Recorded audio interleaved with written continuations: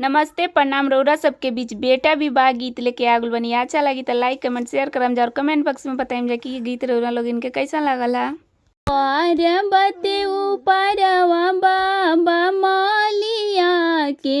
डेरवा हो यारे रोवाले सुंदर दुल्हा नयन ढरे लो रहो आरे रोवाले सुंदर दुल्हा नयन ढरे लो रवा हो आरे कैसे में जाइम बाबा मलिया के डेरवा हो आरे कैसे में जाइम पापा मलिया के डेरवा हो लगन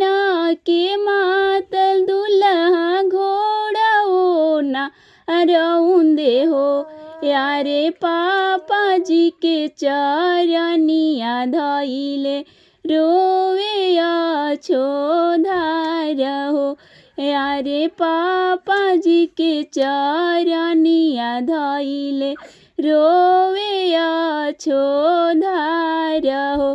तनिया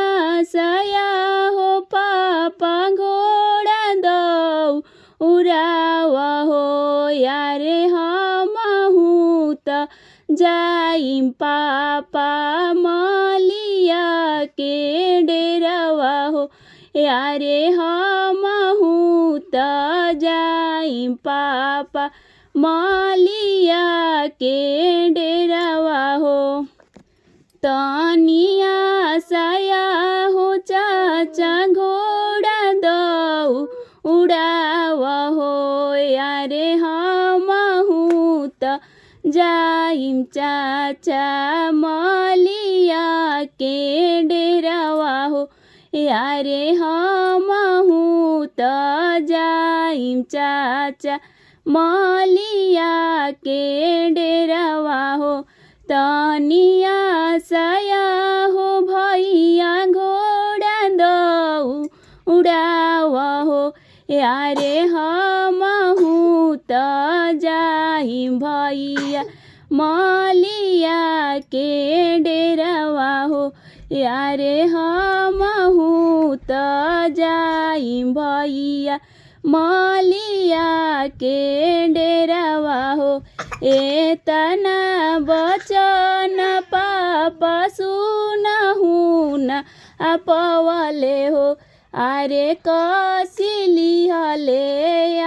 हो पापा घोड़ा के लगाम हो यारे कसिली हले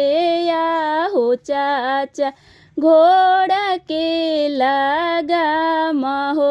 घर में से निकलली दूल्हा के यामा हो आरे खोलल घोड़ावाया हो आमा दिहली बंधवाई हो आहो खोलल घोड़ावाया हो चाची दिहली बंधवाई हो आहे लगन के मातल दुल्हा घोड़ावा जनी रउंद हो आहो लगन के मातल दुल्हा घोड़ावा जनी रउंद हो यारे मालिनी के बिटिया बबुआ बहुते जोगिनिया हो यारे मालिनी के बिटिया बबुआ बहुत जोगिनिया हो यारे जोगवा जे करी है दुल्हा लगनिया होई है थोरा हो यारे जोगवा जे करी है बाबू लगनिया होई है थोरा हो पर्वते ऊपर बाबा मलिया के डेरवा हो यारे पर्वते ऊपर बाबा मालिया के डेरवा हो यारे रोवाले सुंदर दुल्हा नयन ढरे लोरवा हो यारे रोवाले सुंदर दुल्हा नयन ढरे लोर हो।